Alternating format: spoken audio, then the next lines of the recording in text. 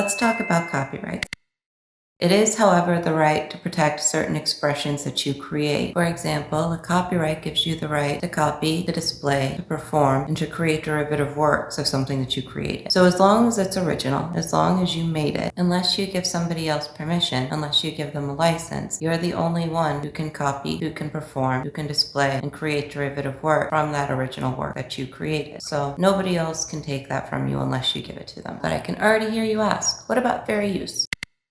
Well, fair use is technically still infringement. It's an affirmative defense, which means you have to be sued in order to raise it in the first place. But it is a carve-out in copyright law that allows you to make certain transformative uses of an original work, so long as you aren't impinging on the commercial value too much.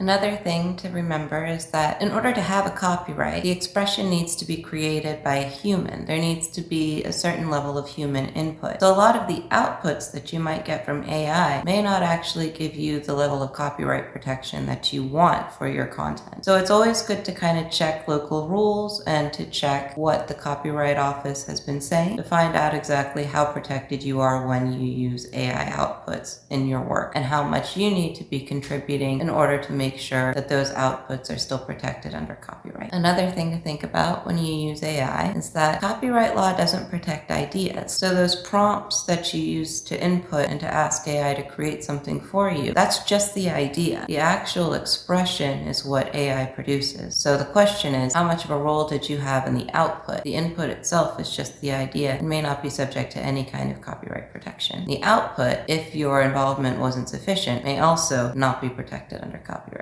So you need to be very careful about how much you trust AI in producing your content in terms of how well protected your content is. Really, I could go on about this for hours, but the takeaway is just to be very careful about what you're claiming is fair use, what you are trying to claim is protected under copyright when you've created it with AI, and just understanding what a copyright means. It's not the right to copy whatever you want. It's the right to do certain things with a work and to allow others to do certain things with your work so you can make money off of it. That's really the only point. Anyway, good luck. See you later.